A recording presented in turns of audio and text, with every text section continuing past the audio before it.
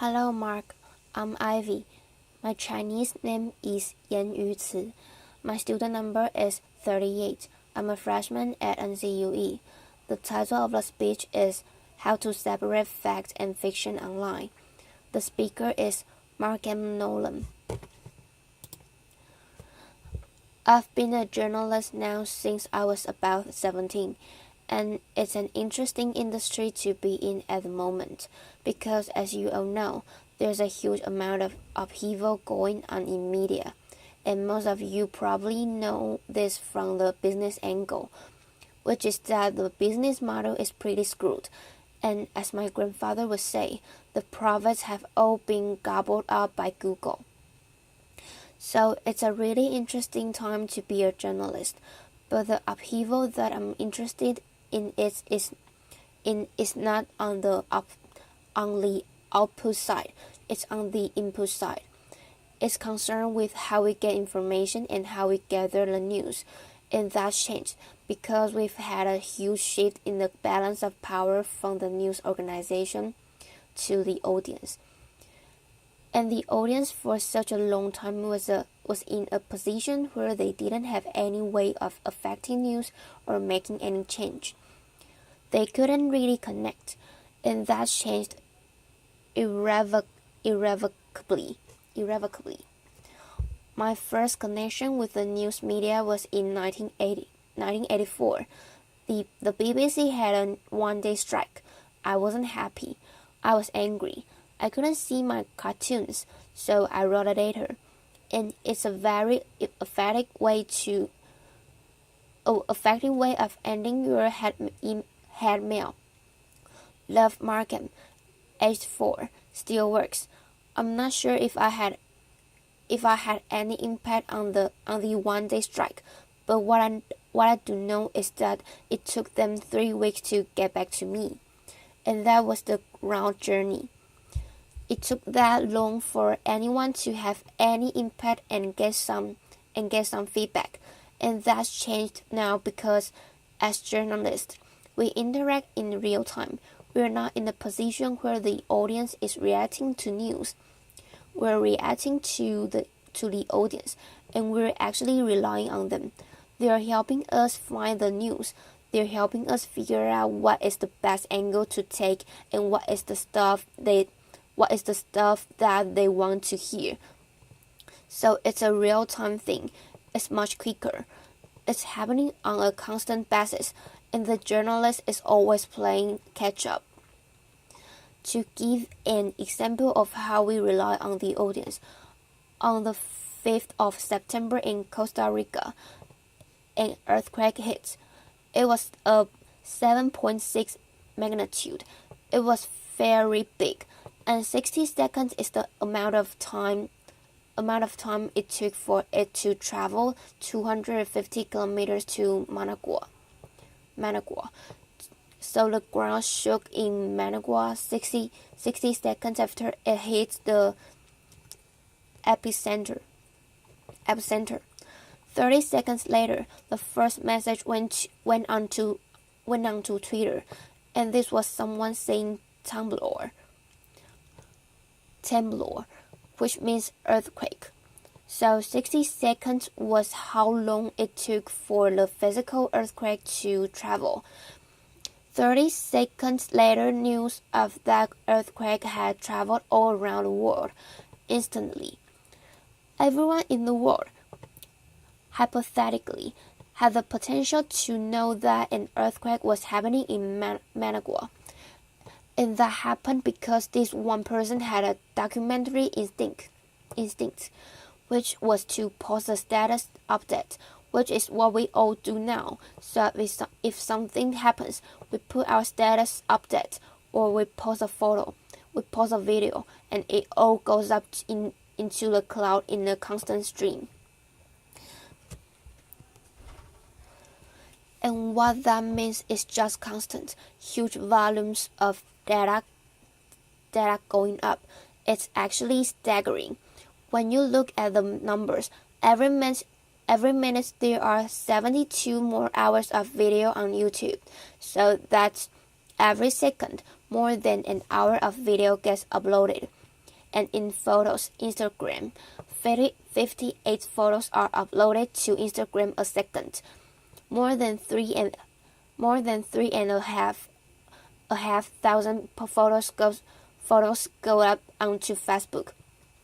So by the time I'm finished talking here, there'll be 864 more hours of video on YouTube than there were when I started, and 2.5 million more photos on Facebook and Instagram than when I started. So it's an interesting position to be in as a journalist, because we should have access to everything. Any events that happens anywhere in the world, I should be able to know about it pretty much instantaneously as it happens, for free, and that goes for every single person in this room. The only problem is, when you have that much information, you have to find the good stuff, and that can be incredibly difficult when you're dealing with those volumes. And nowhere was this brought home more than during Hurricane Sandy. Hurricane Sandy. So what you had in Hurricane Sandy was a superstorm, the likes of which we hadn't seen for a long time, hitting the iPhone capital of the universe. Laughter. And you got volumes of media like we'd never seen before, and that means that journalists had to deal with fakes. So we had to deal with all photos that were being reposted. We had to deal with composite images that were merging photos from previous storms. We had to deal with images from films like The Day After Tomorrow. Laughter. And we had to deal with images that were so realistic it was nearly difficult to tell if they were real at all. Laughter. But joking aside, there were images like this one from Instagram, which was subjected to a grilling by journalists. They weren't really sure. It was filtered in Instagram. The lighting was questioned. Everything was questioned about it. And it turned out to be true. It was from Avenue C in downtown Manhattan, which was flooded. And the reason that they could tell that it was real was because they could get to the source. And in this case, these guys were New York food bloggers. They were well respected. They were known. So this one wasn't a debunk. It was actually something that they could prove, and that was the job of the journalist. It was filtering all this stuff, and you were, instead of going and finding the information and bring it back to the reader, you were holding back the stuff that was potentially damaging. And finding the source becomes more and more important. Finding a good source, and Twitter is where most journalists now go. It's like the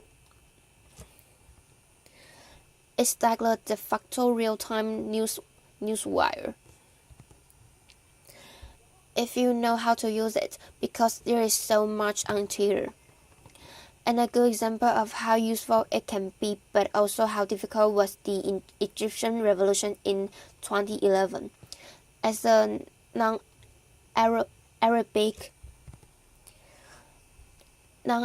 speaker, as someone who was looking from the outside, from Dublin, Twitter list and list of good sources, people we could establish were credible, were really important.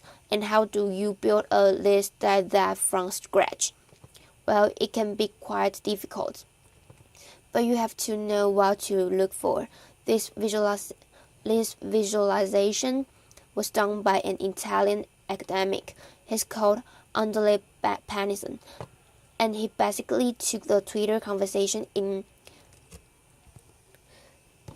Tahrir Square on the day that Hosni Mubarak will eventually resign, and the dots you can see are retweets. So when someone retweets a message, a connection is made between two dots, and the more time that message is retweeted by other people, the more you get to see these notes.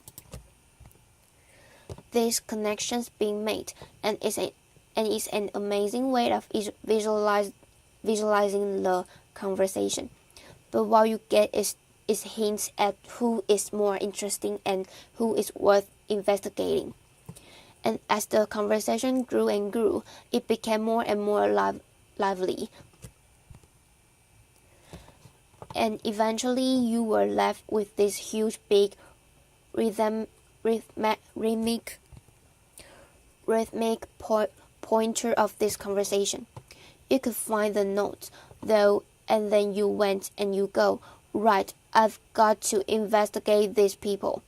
These are the ones that are obviously making sense. Let's see who they are. Now, in the deluge of information, this is where the real-time web gets really interesting for a journalist like myself, because we have more tools than ever to do that kind of investigation. And when you start digging into the sources, you can go further and further than you ever could before. Sometimes you come across a piece of content that is so compelling, you want to use it, you're dying to use it, but you're not 100% sure if you can, because you don't know if the source is credible. You don't know if it's a scrap. You don't know if it's a re-upload, and you have to do that investigate work. And this video, which I'm going to let run through, was one we discovered a couple of weeks ago. Video getting real windy in just a second. Rain and wind sounds. Explosion. Oh shit. Markham, Nolan. Okay, so now if you are a news producer, this is something you'd love to run with, because obviously this is gold, you know. This is a fantastic reaction from someone. Very genuine video that they've shot in their back garden. But how do you know? How do you find if this person, if it's true, if it's faked, or if it's something that's old and that's being reposted? So we set about going to work on this video, and the only thing that we had to go on was the username on the YouTube account. There was only one video posted to that account, and the username was Rita Creole, and we didn't know if Rita existed or if it was a fake name. But we started looking, and we used free internet tools to do so. The first one was called Spokio, which allowed us to look for Rita Creoles. So we looked over the U.S. We found them in New York, and we found them in Pennsylvania, Nevada, and Florida. So we went and we looked for a second free internet tool called Wolfram Alpha. And we checked the weather report for the day in which this video had been uploaded. And when we went through all those various cities, we found that in Florida there was thunderstorms and rain on the day. So we went to the white pages, and we looked through the Rita Creoles in the phone book, and we looked through a couple of different addresses. And that took us to Google Maps, where we found a house, and we found a house with a swimming pool that looked remarkably like Rita's. So we went back to the video, and we had to look for clues that we could cross-reference. So if you look in the video, there's the big umbrella. There's a white lilo in the pool. There are some unusually rounded edges in the swimming pool, and there's 2 trees in the background. And we went back to Google Maps, and we looked a little bit closer, and sure enough, there's the white lilo. There are the 2 trees. There's the umbrella. It's actually folded in this photo. Little bit of trickery. And there are the rounded edges on the swimming pool, so we were able to call Rita, clear the video, make sure that it had been shot, and then our clients were delighted because they were able to run it without being worried. Sometimes the search for truth, though, is a little bit less flippant, and it has much greater consequences.